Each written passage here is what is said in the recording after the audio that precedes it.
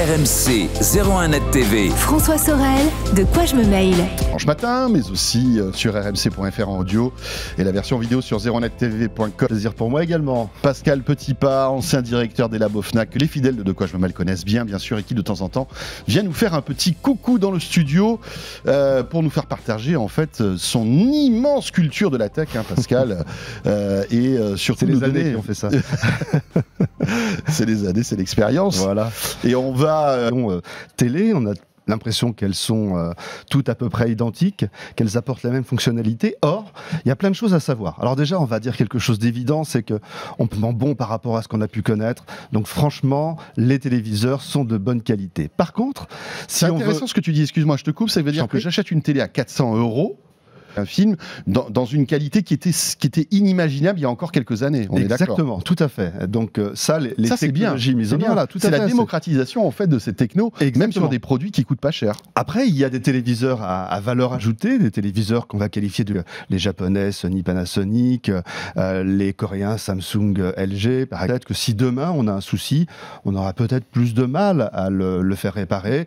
Les téléviseurs sont de bonne qualité aujourd'hui. Un mot sur l'exotisme, comme tu dis. Est-ce qu'on peut trouver régulier ? Oui. Très honnêtement, oui, parce qu'aujourd'hui, la concurrence est telle que chaque réseau de distribution a besoin de proposer à ses clients toute la gamme, tout. Et bien entendu, il faut simplement... Alors, ils sont présentés, et après, qui n'est pas toujours initié à cela, quelles vont réellement être les différences entre ces produits-là et les produits de... Euros en plus, en tout cas quelques dizaines d'euros pour essayer d'avoir une marque que l'on connaît et qui est reconnue dans le métier. Enfin, oui, en tout puis cas, parfois, sur le plutôt que d'avoir de l'exotisme, autant prendre un téléviseur qui a un an chez un constructeur reconnu, un téléviseur de l'année dernière, qui ne sera pas un mauvais produit, bien au contraire, plutôt parfois qu'un produit un peu trop, effectivement, exotique, d'une origine pas toujours douteuse, mais en tout cas moins stable. Alors ça, c'était pour l'introduction. Oui. Maintenant, on va un petit peu décortiquer, en fait, tous les atouts d'une télévision, que ce soit l'image, que ce soit le son, la connectivité, qui devient aujourd'hui un truc hyper important, quoi. Est-ce qu'on peut imaginer une télé sans connectivité ? Mais on va en parler tout à l'heure. On commence par peut-être l'image, qui est la chose la plus importante quand on achète une télé. Exactement, et on va parler un peu de trucs et astuces, comment bien décrypter en fait tout ce qui est indiqué, parce que c'est assez complexe quand même, c'est devenu extrêmement complexe avec des termes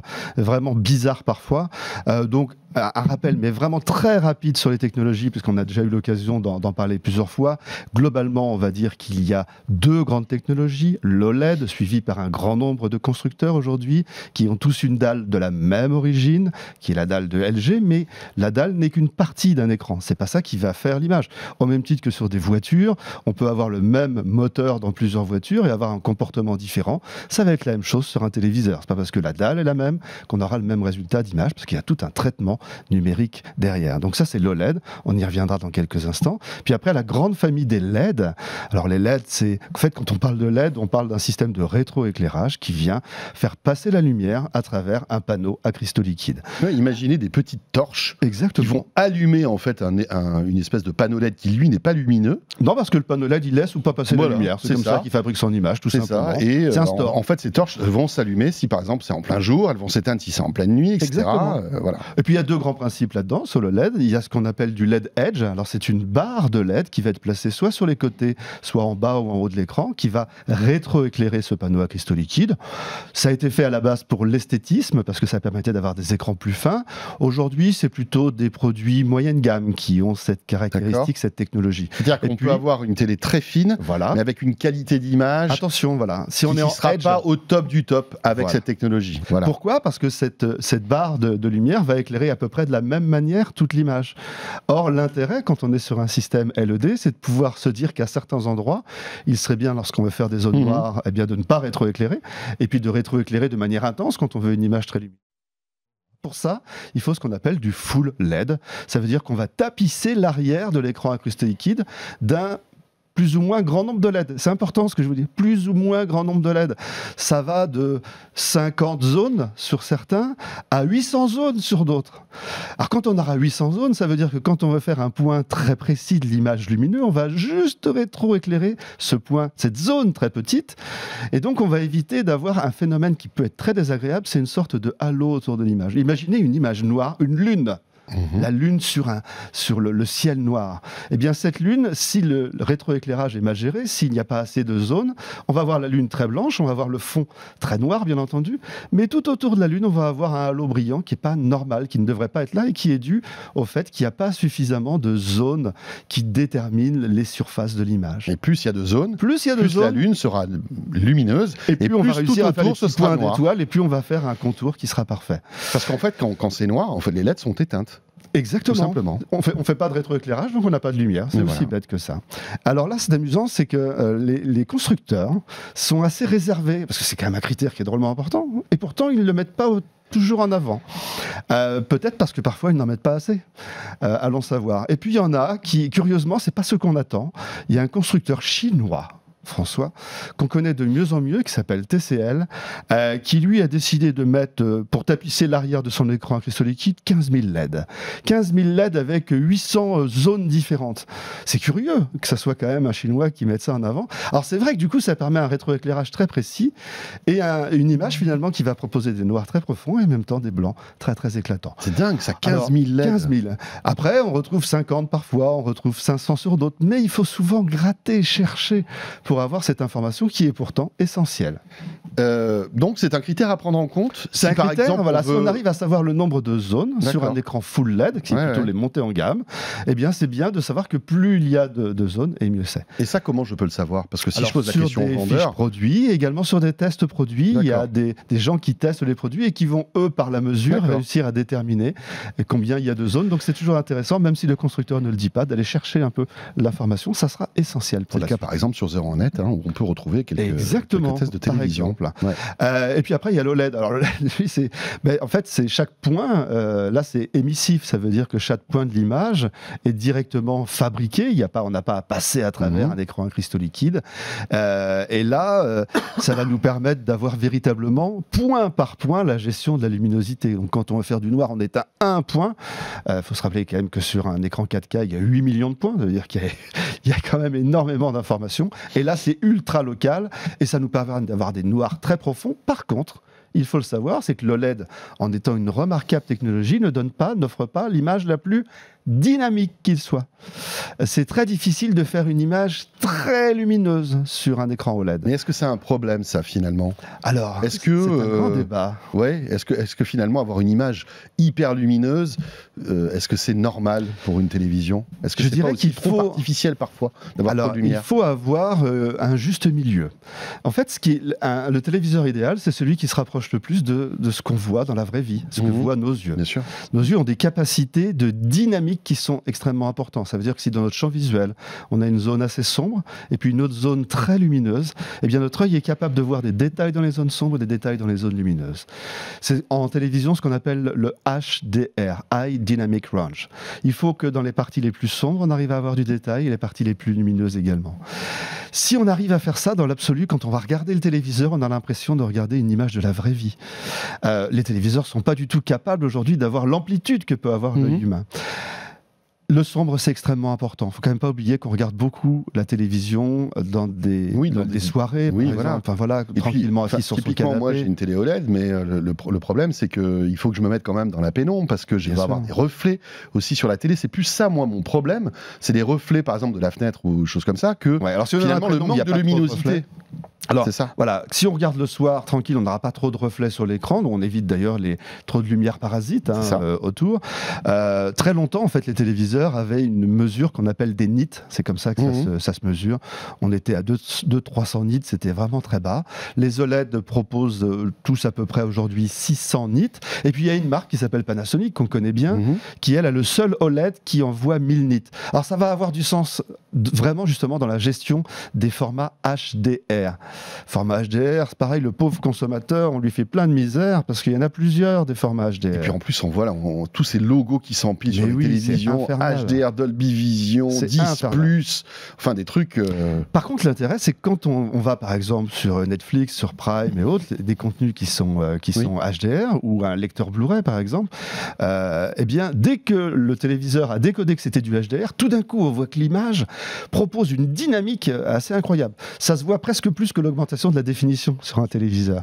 Et le HDR, ça saute aux yeux. Quand il y a une lumière sur une scène, un néon, on a vraiment l'impression de voir cette lumière. Si c'est très très très important, comme certains produits qui montent jusqu'à 2000 nits, là on est presque ébloui. Il faut le savoir que le soir, dans son canapé tranquille, s'il y a trop de luminosité, là c'est un véritable éblouissement. Mais est-ce que c'est pas bon en plus pour les yeux, j'imagine, non ? En fait, un téléviseur très très dynamique va avoir surtout un intérêt, celui qui offre plus de 1000 nits, 1500, 2000 nits ou autre. Vraiment l'intérêt, c'est quand on a par exemple un salon qui est baigné de lumière avec des grandes baies vitrées. Ça nous permettra de voir ce téléviseur dans de bonnes conditions, quelles que soient les circonstances environnementales de la pièce en termes de lumière. Si vraiment vous recherchez une image cinéma, je ne change pas ce que je dis depuis des années. Ce que je disais avant avec le plasma et ce que je dis avec le LED depuis vraiment très longtemps, c'est que l'image qui va sembler la plus naturelle, qui est la mieux dosée effectivement, qui va proposer des noirs très profonds, c'est vraiment l'image provenant de l'OLED. C'est pas pour rien d'ailleurs que énormément de constructeurs ont décidé que leurs produits très haut de gamme seraient tous utilisant la technologie OLED. Moi, je dirais même que pour tous ceux qui recherchent un petit peu la chaleur de l'analogique, l'OLED a quelque chose que le LED n'a pas. Je trouve que même si le LED a fait d'énormes progrès, c'est la incroyable chaleur de l'image de l'OLED Ouais. est impressionnante. Et c'est vrai que les puristes de l'image sont prêts à investir un peu plus, parce qu'il faut dire aussi que l'OLED coûte plus cher que le LED. Absolument. Alors ça baisse en prix, Oui, ça on baisse, voit, hein, simplement bien parce sûr. que le coréen LG arrive à en fabriquer de plus en plus, donc ça va baisser dans les années à venir, c'est une évidence. Mais effectivement, il y a une image plus douce, peut-être plus reposante également sur l'OLED. Alors il faut savoir que le plus dynamique, voilà, c'est le Panasonic qui va jusqu'à 1000 nits. Les autres sont à peu près à 600-700. Très honnêtement, je te rejoins, c'est bien déjà 600-700 nits. Voilà, c'est ça. Ouais. Bon, ça c'est Mais pour ça existe. le LED, l'OLED, on comprend bien. Voilà, donc juste pour le HDR, il faut savoir que le HDR, il en existe plusieurs types. Il y en a qui sont obligatoires, il s'appelle le HDR10. Il y en a un autre qui sera diffusé par la TNT dans quelques temps, qui s'appelle le HLG. Voilà, ça c'est ce qu'on appelle du HDR statique. Un réglage de luminosité sur toute la durée de l'émission. Et puis il y a deux technologies qui sont... Mais alors le HDR, excuse-moi, je te coupe, oui. c'est propre à la 4K ou est-ce qu'on peut avoir du HDR non, on en peut Full avoir HD? Full HD HDR. D'accord. Absolument, c'est pas propre. Et d'ailleurs, une image Full HD HDR est parfois plus impressionnante qu'une image HK non HDR. 4K, pardon, non D'accord. HDR. Ouais. Donc c'est toujours un peu curieux. Donc, parce que la dynamique, c'est vraiment... C'est un important. paramètre important. Exactement. Puis après, il y a deux HDR qu'on appelle dynamiques, qui s'appellent le HDR10+, ça se complique, Voilà. et le Dolby Vision. Et là, ce qui est intéressant, c'est que ça va nous permettre complètement d'optimiser la dynamique de l'image. En clair, ça veut dire que quel que soit le contenu, sur chacune des images, le réglage du HDR va être différent. Et donc là, on va complètement regarder un film tel que l'a voulu le réalisateur dans les meilleures conditions. Alors on va se dire, mais c'est bien parce que tous les téléviseurs haut de gamme permettent de traiter n'importe quelle sorte de HDR. Eh bien non. Tiens, déjà première petite astuce, il y a très peu de marques en fait qui sont capables de gérer tous ces formats de HDR. On va se dire, tiens, mais est-ce qu'il y a un intérêt à gérer tous ces formats ? Prime par exemple est en HDR10+, Netflix est en Dolby Vision.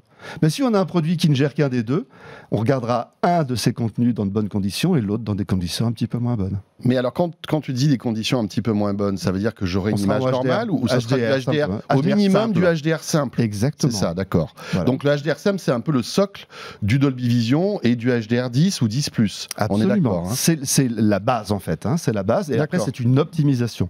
Alors pour information, pour ce qui est de Panasonic et Philips sur l'OLED, eux gèrent l'ensemble des formats HDR. Et pour ce qui est sur les écrans LED, eh bien c'est TCL une nouvelle fois qui gère l'ensemble des formats HDR. Ça veut dire que les autres, les Samsung, LG et autres, ont fait des choix politiques, par exemple. Ils n'intègrent pas automatiquement le Dolby Vision, n'intègrent pas le HDR10+. Voilà, si vous cherchez un produit qui fait tout, c'est Panasonic Philips pour l'OLED et c'est TCL pour les LED. Voilà le Dolby Vision, donc oui. Mais c'est vrai qu'on voit de temps en temps. Alors, puis dès qu'on voit le logo apparaître, c'est fou. On se dit, tiens, Dolby Vision, d'accord, ok. Donc voilà. Si vous voulez être sûr aussi qu'un. C'est que l'image là, c'est pas le son. Parce que c'est vrai qu'on associe beaucoup Dolby au son. Bien sûr. Aussi. Dolby est connu pour le son. Et on se dit que là, Dolby Vision, c'est que d'ailleurs c'est Vision, c'est Vision, c'est bien pour l'image. Donc petite astuce aussi pour savoir si les couleurs qui sont diffusées par le téléviseur sont bonnes. Il y a un petit terme qui s'appelle le DCI-P3. DCI-P3.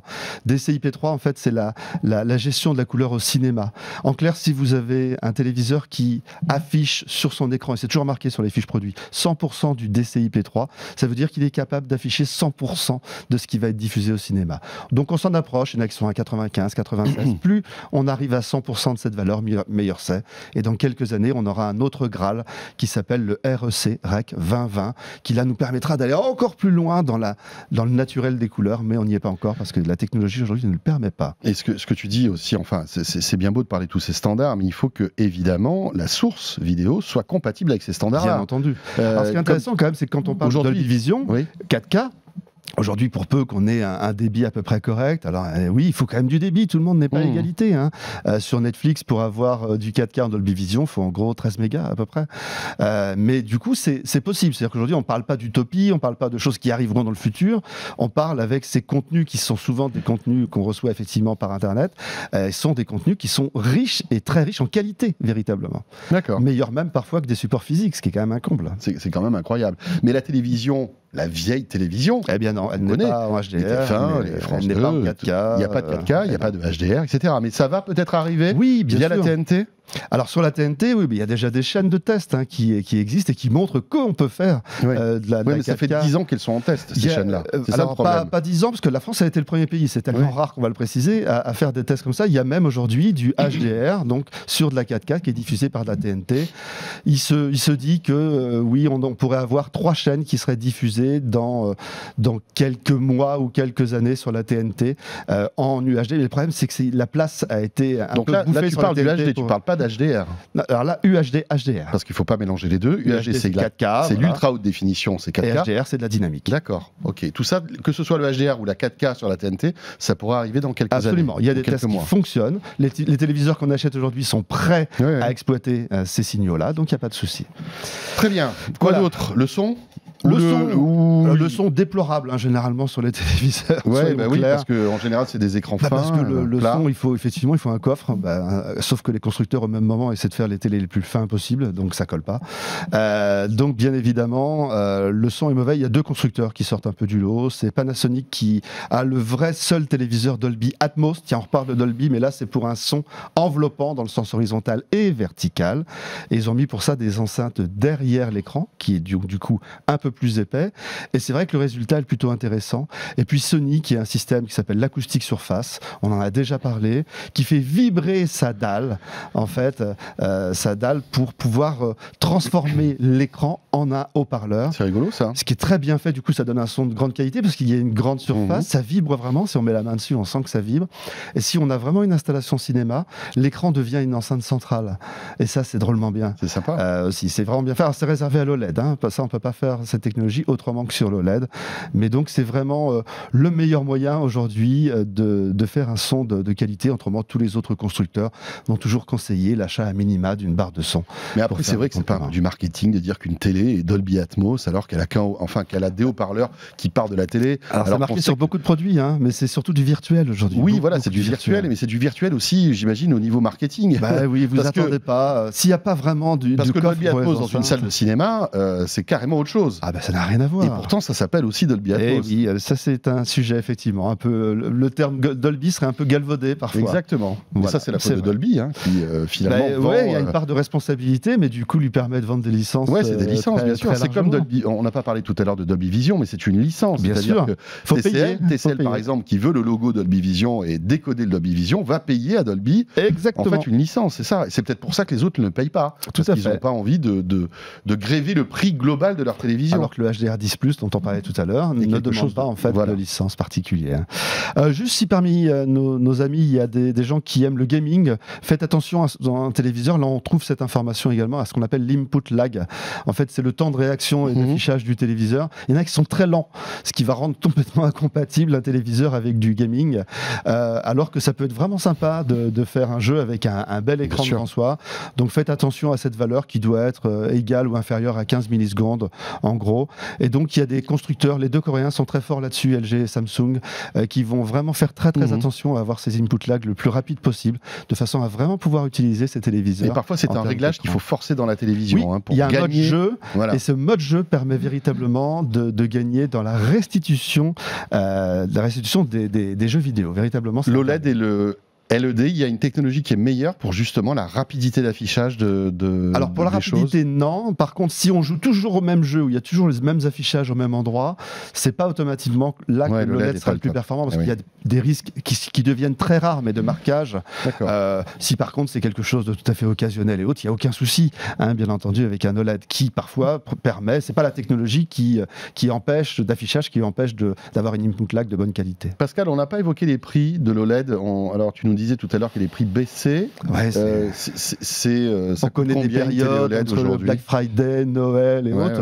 On arrive à trouver des OLED à 1500 €, ce qui était totalement impensable il y a quelques temps. Alors bien sûr, si on monte... Pour quelle taille de pour télé ? 55 pouces à peu près. D'accord. Mais c'est vrai que ça devient très difficile de parler de prix, tellement il y a des offres ponctuelles à des moments de commerce, on le sait, qui sont aujourd'hui extrêmement importantes. Le Black Friday fait plus de commerce aujourd'hui que la période de Noël. Donc, les prix, il faut simplement regarder les caractéristiques du téléviseur que l'on souhaite, et puis profiter du meilleur prix, parce que... Et si on trouve par exemple une télé, tu en parlais tout à l'heure, qui a 1 an, ça vaut le coup ? Oui, moi je pense que ça peut être un bon choix. Il y a parfois chez les industriels ou chez les distributeurs encore quelques produits qui existent. C'est pas un mauvais choix, parce qu'il y a parfois assez peu d'évolution d'une année sur l'autre. Par contre, si vous voulez véritablement les derniers formats de HDR, si vous voulez vraiment un OS, le système d'exploitation qui est dans le téléviseur, dernier cri, avec des évolutions, oui, c'est bien peut-être d'avoir le dernier modèle. Justement, pour ce qui est des OS, c'est une chose importante. Il y a des constructeurs qui ont choisi de mettre Android TV. En fait, c'est l'équivalent d'Android sur un téléviseur. C'est intéressant dans le sens où il va y avoir tout un tas d'applications qui sont téléchargeables. Ça veut dire aussi d'ailleurs que si sur un téléviseur Sony, leur lecteur audiovisuel, quand on met une clé USB, n'est pas automatiquement performant. Si on a un Android TV, on peut charger VLC, on peut charger Kodi, et du coup, on va décoder ces formats. Donc ça peut être un bon système. Là, ça, c'est vraiment la dernière partie qui est peut-être la plus importante, moi je trouve, aujourd'hui, c'est la connectivité. Oui. Parce qu'il ne faut pas se tromper.